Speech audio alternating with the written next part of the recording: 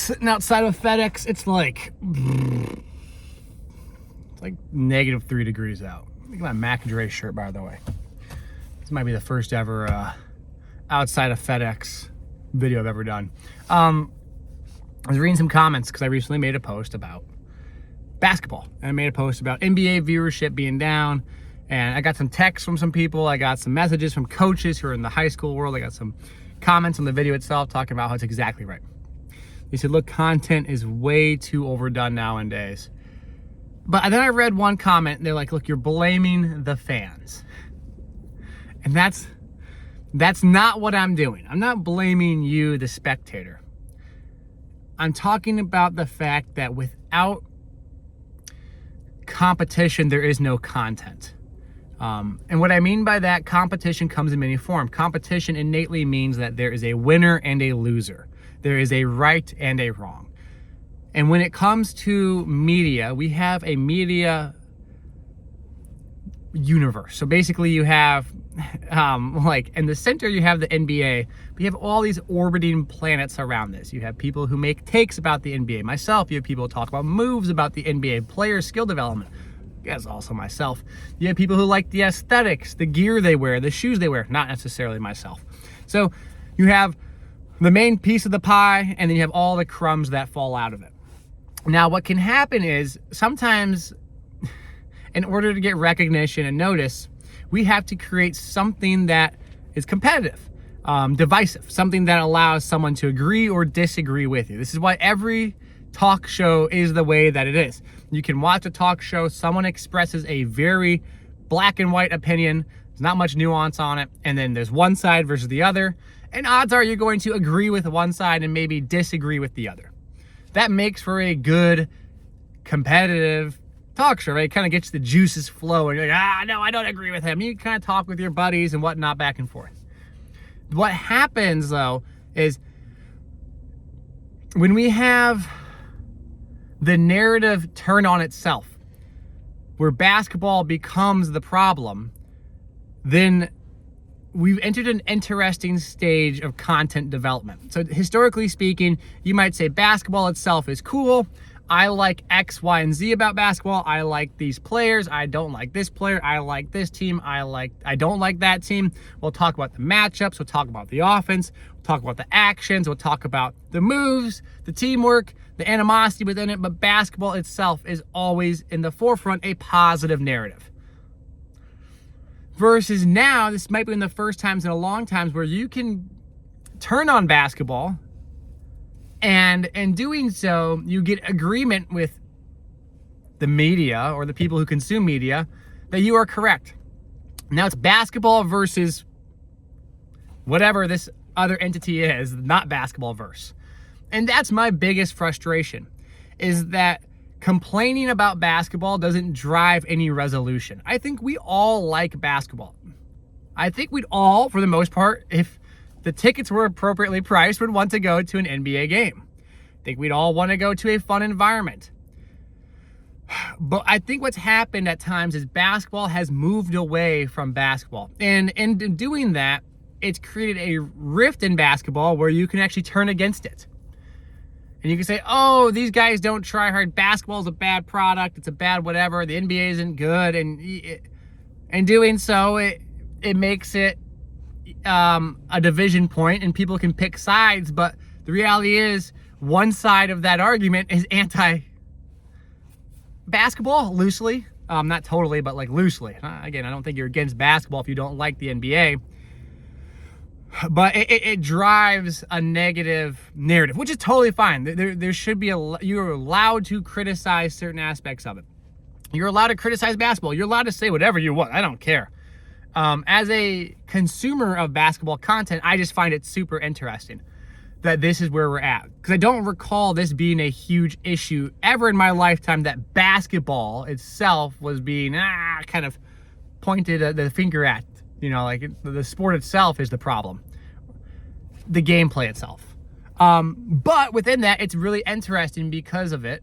We've now forced other areas of basketball to have new light shone upon it, which could bring about more interesting aspects to the sport itself, right? Whenever we have a stressor, like, hey, this isn't working, we don't like this, something new will come out of it, right? The WNBA has the unrivaled 3-on-3 league, which I think is super interesting to see. There's a lot of one-on-one basketball stuff going on. There's a lot of micro basketball content. I'm a micro creator. I'm someone who I'll go and play in a pickup game. I'll go play like in a tournament. Some of those videos on Instagram get 1 million+ views. So people want to engage with basketball.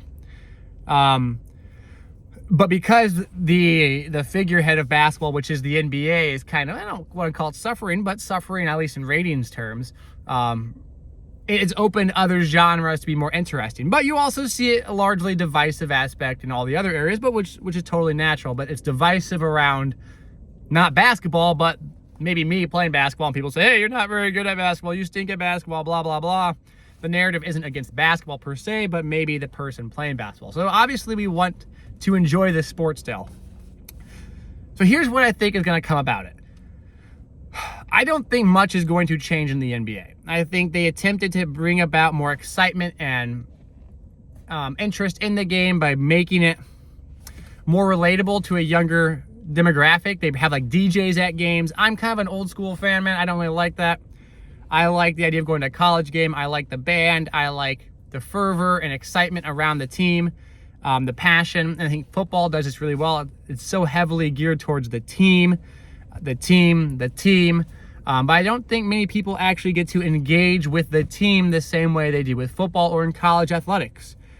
There's a lot of games, but there aren't really many avenues through which you express your fandom as a basketball fan. It's not like you have tailgates. There's not like an associative or an orbital environment of excitement around the sport, right? If you go to football, there's so much outside of football that people like about football. They like the food, they like the drink, they like the excitement, the buildup.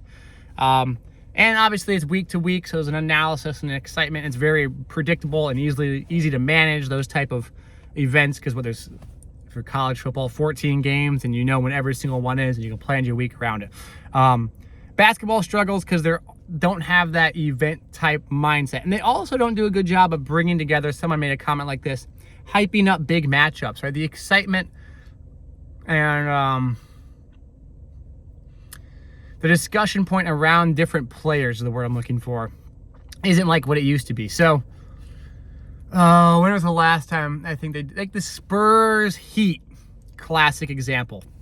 That was a huge narrative around the matchup of Spurs Heat when they had it in the finals. But then throughout the season, they would have those matchups be marquee matchups, and they'd be excited. They talked about throughout the week. And maybe it didn't make every single game extremely important, but it made certain games during that time of year, which is the, pre-postseason, the regular season, forgot the word, sorry, exciting. So like maybe not every game had the same level of excitement, but there were at least 20 games a year that you were really excited to see. The players were exciting, the matchups were exciting. And I don't think it's like a player issue or whatever issue, because these guys still go out and score 40 points, 50 points. They're doing amazing things. I don't think the media, again, it's not the media's fault per se, but this is the first time in a long time I've seen those matchups not be curated in a way that delivers excitement. The same way you have college basketball game day. Yes, there's other college basketball games throughout the week, but Saturday or Super Tuesday, there's certain exciting games. The NBA doesn't have that right now. So it's like, how do you bring back the hype, the excitement, and the narrative around basketball and specific matchups? So as a fan, we want to watch it, and that brings us excitement. We want to watch it. We want to see these certain players and what they do. I'm a person who likes basketball. I don't know much, I feel like, anymore about the NBA. This is someone who grew up going to Portland Trailblazers games, watching Robert Horry hit corner threes against Damon Stoudemire and Avidas Sabonis and Rasheed Wallace type teams. So I love basketball. And those environments were crazy. But I just don't feel like the same excitement is around that anymore. Is it dilution due to content? Is it due to the fact that we have people turning against basketball itself? Is it due to the fact that we don't even hype up those matchups anymore? Is it due to the fact that it's easier to get more eyeballs to hate on a player and hate on something than it is to actually promote something? Instead of getting a deep dive analysis of something that is utility, like how the matchups might be interesting, maybe it's more beneficial just to you know, kind of hate on the sport or hate on the matchup, and you get more views for yourself, but as a whole, you kind of take away from that major pie that is basketball. Just share some thoughts with you guys and kind of follow-up video on some of the NBA rating stuff. I'm gonna head to Costco here and go pick up some groceries.